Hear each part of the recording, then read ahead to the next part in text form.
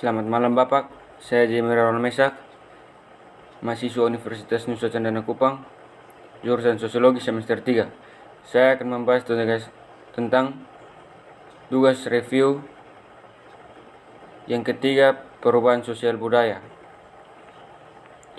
Terinspirasi oleh Marxist Grant dan pengait lonceng, media membantu kaum muda mengidentifikasi dan mengatasi masalah lokal, memberikan dukungan orang dewasa yang diperlukan untuk membantu para pemuda ini menerjemahkan imajinasi sipil mereka ke dalam proyek-proyek berkelanjutan. Tracking yang dikembangkan oleh desainer game Lisan dan tim mahasiswa pasca sarjana warna dari University of Southern California memperkenalkan perjuangan bersejarah jurnalis investigasi B. Wells melawan hukum mati tanpa hukuman ke sekolah menengah umum. Watts Emilia yang menceritakan bagaimana proyek ini mengajari peserta muda tentang akar perjuangan kontemporer dengan polisi, keterampilan mereka, media dan penelitian, ditambah dengan kegiatan yang dimaksudkan untuk meninggalkan suara politik mereka, dipandang sebagai peningkat badan sipil untuk pemuda yang terpinggirkan. Sementara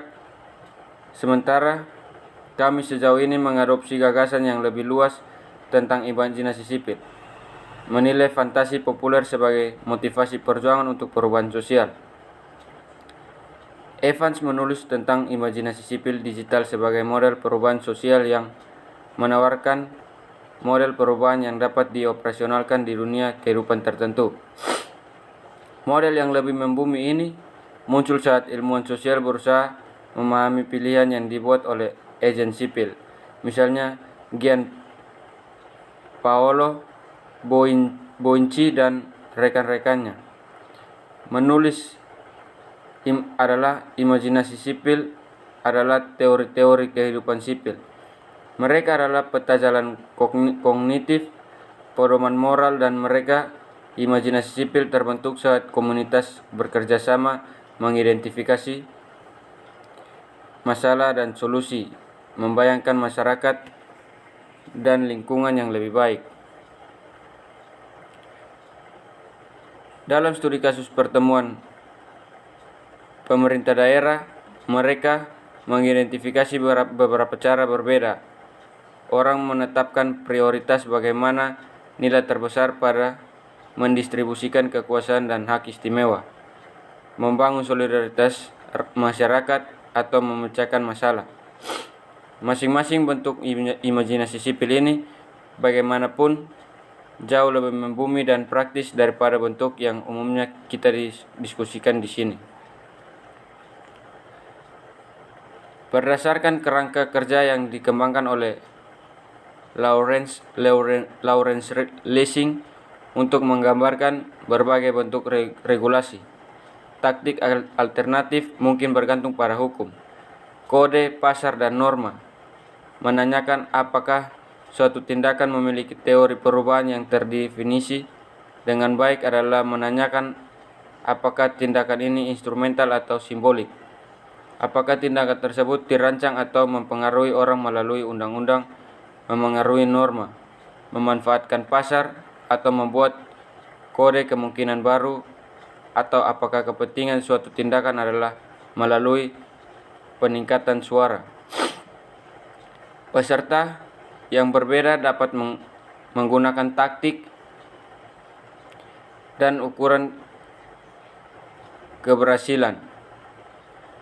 Sarah Barnett Weiser mengeksplorasi wacana pemberdayaan dalam feminisme populer membandingkan Girls Code dan Radical Manners sebagai dua proyek yang berupaya mempersiapkan perempuan muda untuk mengambil tindakan di dunia.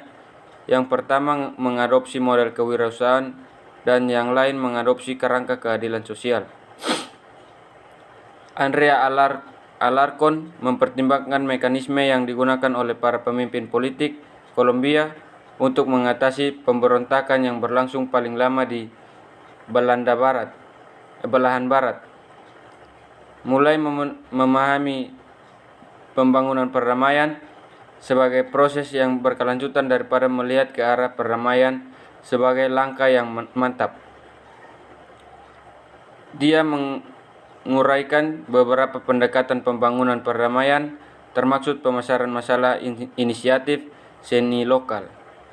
Membayangkan pemberdayaan gadis interseksionalitas dan raja radikal Sarah Bennett Weiser dalam 15 tahun terakhir telah terjadi peningkatan eksposional dalam organisasi pemberdayaan gadis di Amerika Serikat yang terdiri dari berbagai perusahaan nirlaba dan didanai negara. Selama masa ini, anak perempuan pada umumnya dipandang dalam krisis, entah karena media, pendidikan, atau kebijakan publik, dan karena membutuhkan dukungan. Ditemukan di organisasi pemberdayaan. Tentu saja, jenis krisis ini seringkali bergantung pada jenis perempuan. Reaksi tertentu terhadap krisis atau penyelesaian tergantung pada ras dan kelas. Anak perempuan juga dikenal luas sebagai salah satu kelompok konsumen terbesar dan paling signifikan dalam kapitalisme neoliberal. Yang terpenting, kedua posisi anak perempuan ini seperti dalam krisis dan sebagai konsumen yang kuat, saling mendukung. Dalam kedua posisi subjek, anak perempuan dipandang membutuhkan pemberdayaan, dan pada keduanya definisi pemberdayaan berfokus pada individu. Perempuan sebagai subjek wirausahaan, yaitu The Girl Scout yang didirikan pada tahun 1912 dan sekarang memiliki 2,6 juta anggota di 92 negara, kurang lebih telah menciptakan standar untuk organisasi yang memberdayakan perempuan Amerika Serikat. Sementara Girl Scout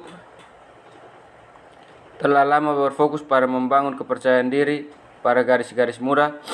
Penekanannya saat ini pada pengembangan keterampilan kepemimpinan feminim dan kewirausahaan tampaknya unik untuk konteks saat ini, yaitu sementara Girl Scout selalu berkomitmen untuk membangun komunitas yang berpusat pada Scout, selalu berkomitmen untuk membangun komunitas yang berpusat pada gadis.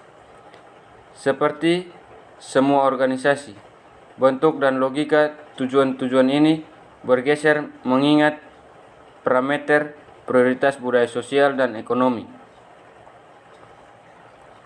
Mulai tahun 2018, misi Girl Scout menyatakan bahwa organisasi akan membuat setiap gadis melepaskan gadis batinnya. Sementara Girl Scout selalu berfokus pada kepercayaan diri individu perempuan. Secara historis, kelompok tersebut juga menekankan komunitas perempuan atau apa yang oleh pendiri Juliette Gordon Low disebut sebagai lingkaran persahabatan disatukan oleh cita-cita. Memang semacam persaudaraan adalah inti dari Girl Scout. Low mendirikan organisasi tersebut di tengah-tengah era progresif dan gerakan feminis Amerika Serikat yang berkembang untuk memberikan perempuan hak untuk memilih pada tahun 1960. Girl Scout meluncurkan proyek Action 70 untuk membantu mengatasi prasangka dan membangun hubungan yang lebih baik antara manusia pada tahun 1970-an. Kelompok ini mengambil sikap terhadap lingkungan dengan proyek tindakan ramah lingkungan mereka. Tentunya sepanjang sejarah organisasi, Pramuka telah berfokus pada pertumbuhan individu dan kemandirian, namun dengan risiko menjadi nostalgia. Pada tahun 1912 atau 1965 tidak berarti menganut slogan merek dagang yang memvalidasi subjek ekonomi kapitalis seperti Gears. Jika mereka konteks dan akronim, ini berada logika dari manifestasi saat ini. Girls Code menjadi sedikit lebih jelas. Pengalaman kepemimpinan Girls Code ini dideskripsikan sebagai kumpulan aktivitas yang menarik dan menantang. Sekian dan terima kasih.